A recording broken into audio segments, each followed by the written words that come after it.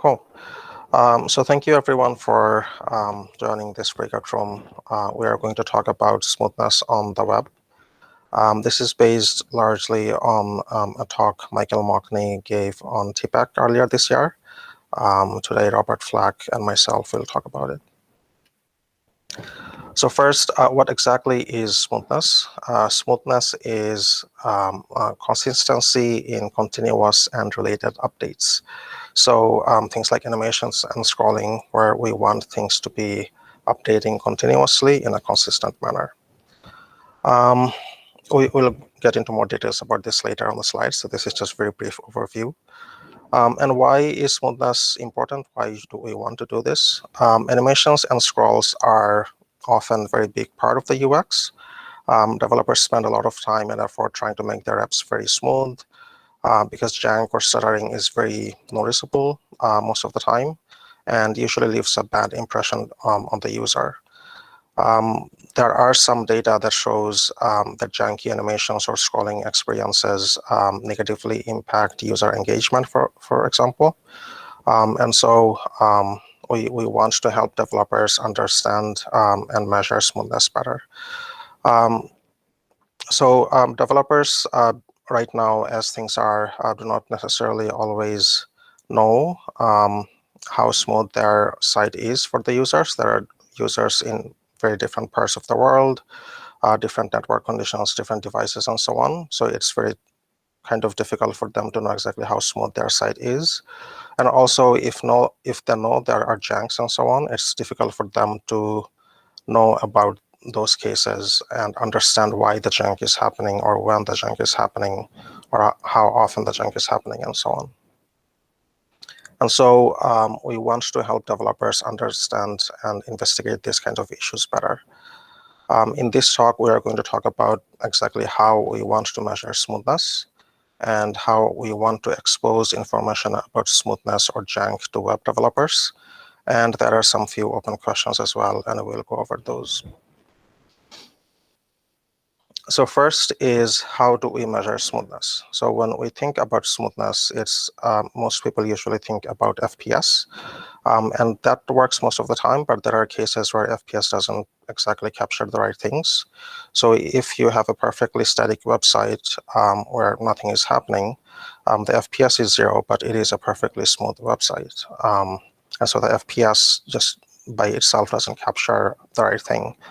And there is also the case of partial updates. So it is possible, for example, in Chromium, there's compositor-driven animations and main thread-driven animations and so on. And it is possible to have some frames where we have updates from some parts of the animation, but there are other animations that did not update.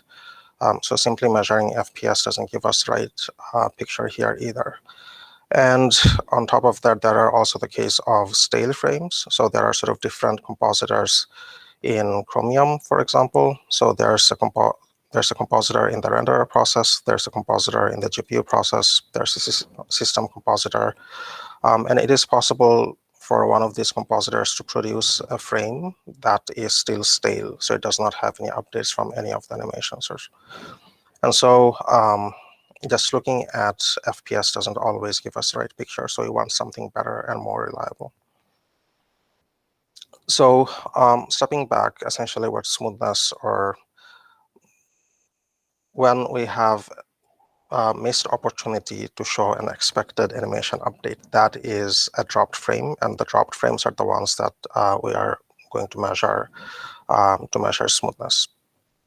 So if there's an ongoing animation on a page, for example, and there's a vsync, and we wanted to show an update for the animation during that vsync, but for some reason we did not show that update to the user, then that would be a dropped frame. And the way we are going to measure smoothness is essentially count how often this is happening. And there are different ways of actually aggregating those dropped frames. So we can look at how often we are dropping frames, or how often we are dropping consecutive frames, so how stale the frames are that we are producing and so on. So there are sort of different ways of doing that. But before that, what exactly do we consider to be animations? So this is something Robert Flack is going to talk about. Yeah, so we're considering many things that are expecting smooth, fluid updates to be animations, like scrolling, pinch zoom, your JavaScript-driven animations, CSS and web animations, video, etc.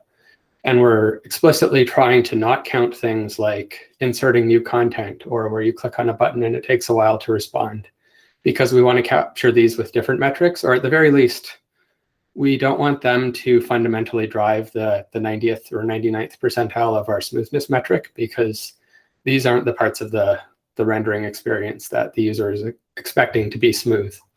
So most of these we can directly tell when they're happening, like a scroll or a pinch zoom or a web animation. The JavaScript-driven animations is a little trickier, so I'll try to describe it on the next slide. We are defining JavaScript-driven animations to be happening when there's a direct style update of an animatable property. So what this means is essentially you say like my element.style.something equals this, or my element.style equals some new style value. We are not including things that are caused by, say, class changes, because it's not really feasible to make a smooth animation by changing through a bunch of class names. Like, you'd have to define hundreds of classes with different values. And if it starts a CSS animation, we can detect that separately. We also count, of course, canvas invalidations, because you could be animating something by drawing into a canvas. So in this context, whenever we have one of these frames where we know that something changed that should produce an update, we can tell when that update is eventually drawn to the screen. And for every vsync where it has not drawn to the screen yet, that is another dropped frame. And for animations, generally every frame is expected to produce an update, or most frames. But there are examples in the following slides where they don't always. Similarly, scrolling only updates when the position actually changes. So let's go to the examples. You could imagine you have a RAF animation which doesn't update every frame. This is a contrived example where, every other frame it does some translation, but these examples do exist where either it's triggered by some other event or a lower rate than the rate that the monitor is capable of rendering at. Next slide. Similarly, with CSS animations, you can have things where the value doesn't change for some period of time. So in this particular animation, you can see that from 25% to 75%, you have the same transform value. So there's no effective update there. And what this means is that even if we take a long time to process the main frame update, it doesn't actually affect the user experience because there was no visible change. Next slide. Scroll linked animations are a bit of an interesting case. So on the left, we have a mouse wheel listener. And what happens in Chrome is that once a mouse scroll is in progress, we continue that scroll on the compositor and we don't allow interrupting it. But the start of the scroll is delayed by this slow mouse wheel handler. So you would get a slow frame at the beginning, but otherwise would be a smooth scroll. But on the right, we have an example where we have an animation, like the code within the mouse wheel event handler is changing something through a direct style update. And so we can detect that there was a main thread update that was important related to the scroll, and appropriately say that the frame was not complete until we've completed that main frame update. And so you would get a slow scroll with the example on the right.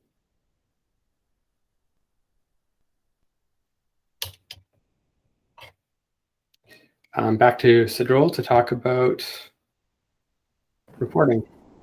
Okay, thanks, Rob.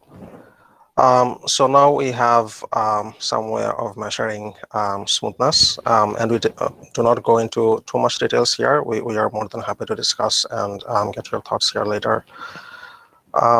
So once we have the information about the smoothness, how do we report it back to the web developers?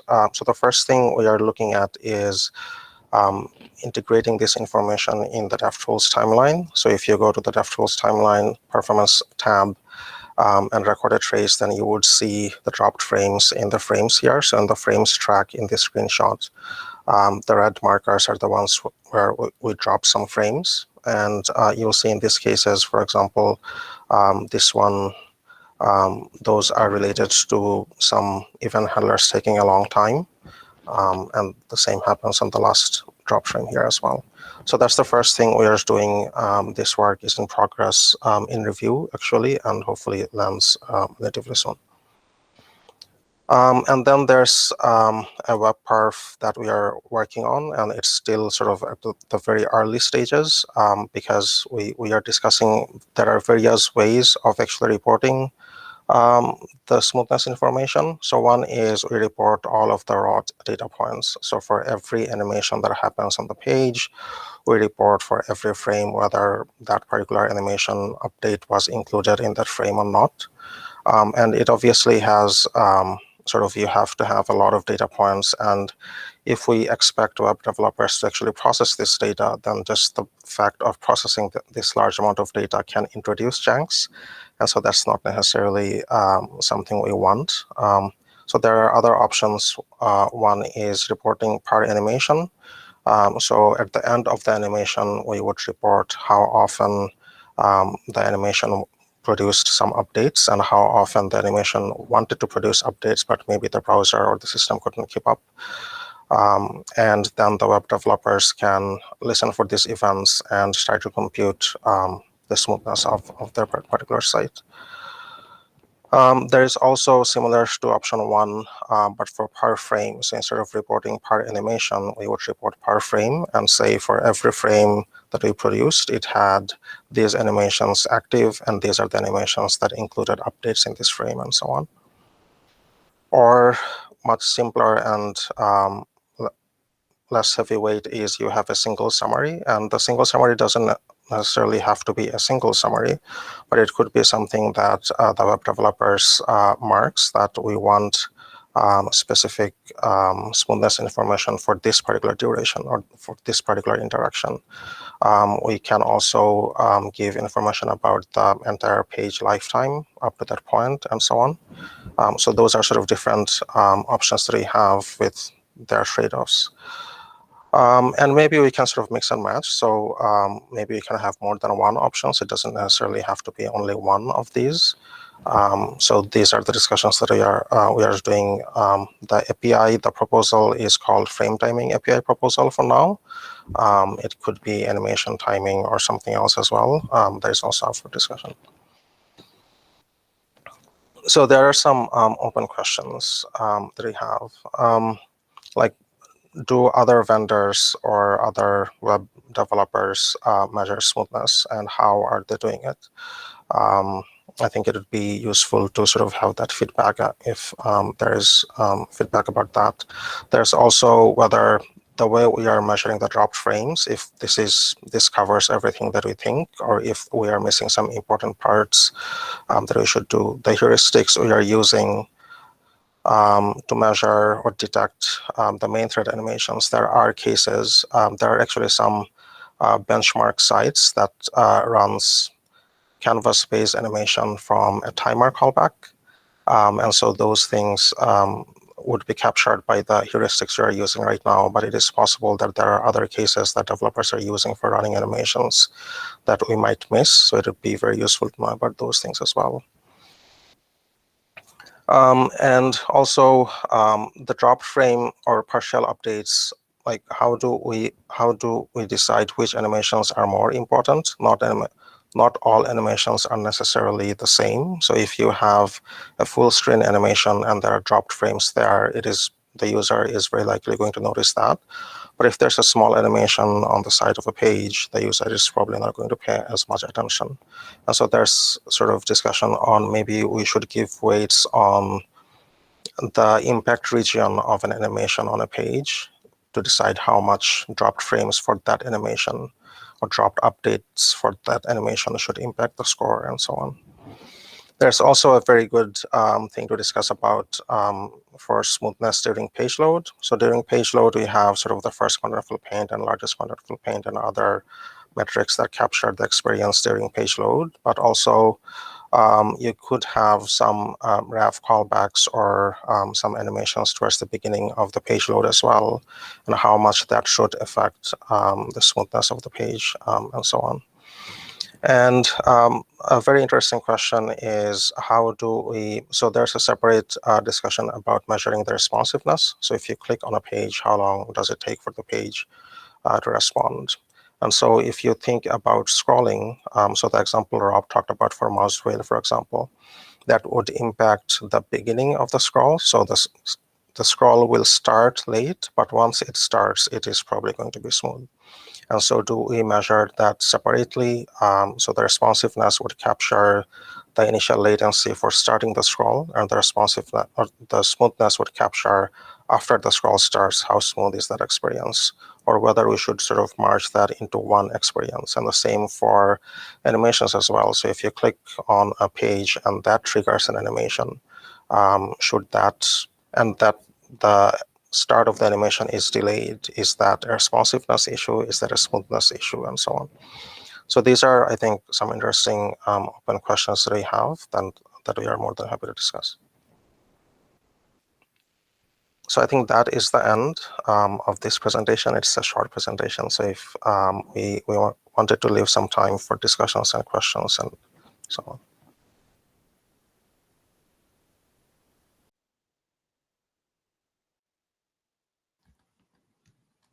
So I had a question. So when you're detecting that something is animating, is that sort of a global state, like anything on the page could be animating and we would call that one animation? Or do we distinguish, like if there are two or more animations happening at the same time in different parts of the page, or if there's an animation and a scroll happening at the same time, can we track the smoothness of those separately? It all flows into the same page or frame, I mean. So any number of animations that update on the main thread are just the main thread is animating. And so that all gets tracked as that many frames of latency. We do have separate types. So like we can tell the difference between a CSS animation and JavaScript running, but we don't try to, in a technical level, try to track each individual thing separately. We only track thread affinity. So for example, if the scroll is happening on the compositor, we know that. And we know if a main thread effect is happening at the same time, then we should be penalizing the frame generation for the main thread effect potentially. That makes sense. If we did want to build support for impact regions, we would need to do the kind of per main thread animation thing, but the primary proposal here doesn't require that. Yeah, I think it would naively be something like the bounding box of all updates to keep it fast, right? I mean, I guess what you're getting right now is the maximum smoothness of all the animations on the thread. So if you had a fast, or if you had a smooth animation at the same time as a not smooth animation, you would call it the whole thing smooth. I think the opposite way. Yeah. Oh, because you're dropping frames. Yes. So if we are missing updates from any of the animations, then that would be a dropped frame right now. I see. Yes. Okay. A good example of the motivation for this is you could imagine like you have a parallax on scroll, and if that is several frames behind, then like the user is getting a bad experience even if the scroll is smooth. So one example here that we have looked about recently is the Play Store website for Pixel 5. It scrolls reasonably smoothly, but there are sort of parallax and other effects. Those are really, really janky.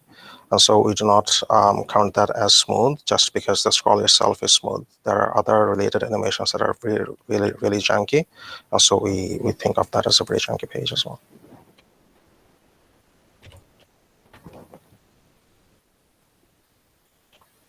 A quick question. Do dropped frames allow you to tell like where in the pipeline it dropped or why?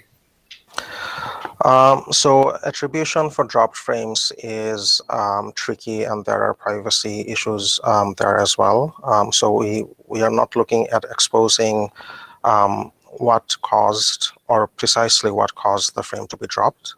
But we are thinking of exposing at least some information that might be useful. But that's sort of, it has to go through privacy reviews and so on.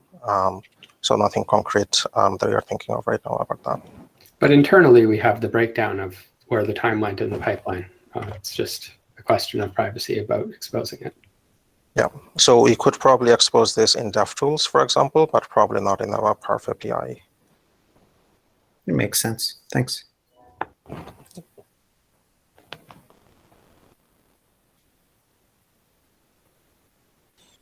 Do you think we need some way to... Oh, sorry.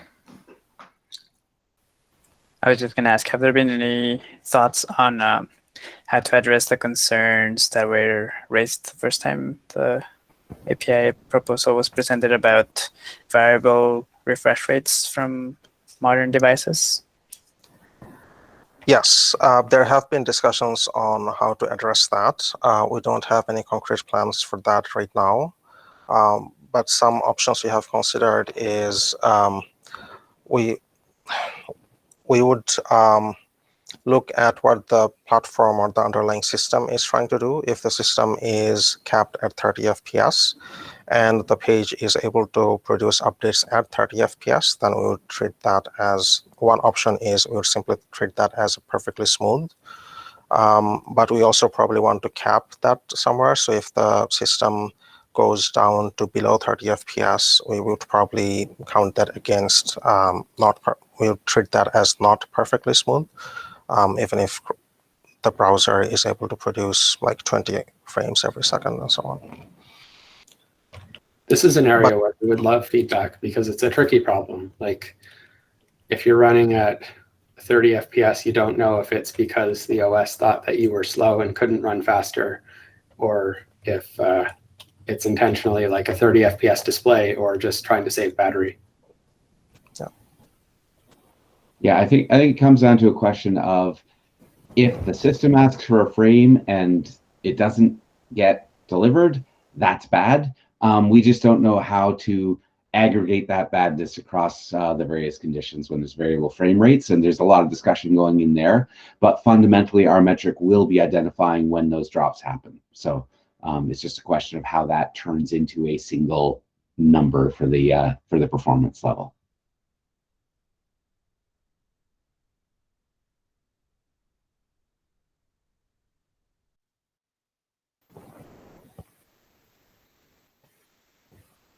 One more question from Alex. Sarah says we're at time, so if anyone needs to go.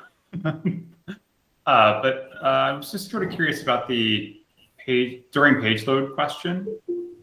It would sort of seem naively beneficial for everything to present smoothly, right? Like you paint once and then everything else maybe fades in or animates in. And I realize we're missing a bunch of things in the platform to maybe make that straightforward, but you know, I guess I'm curious if you put thought into the incentives that we would create for improving the platform in that way, if we were to treat them separately, or how we might account for that. So what we have thought about so far for that is to look at the different dropped frame rate during the different stages.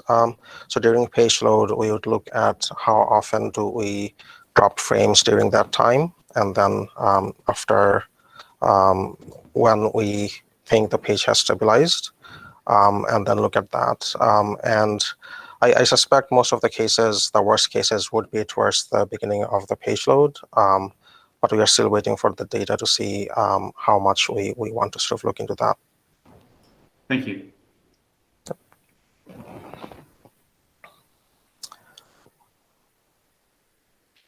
I am going to go ahead and stop presenting or stop the recording.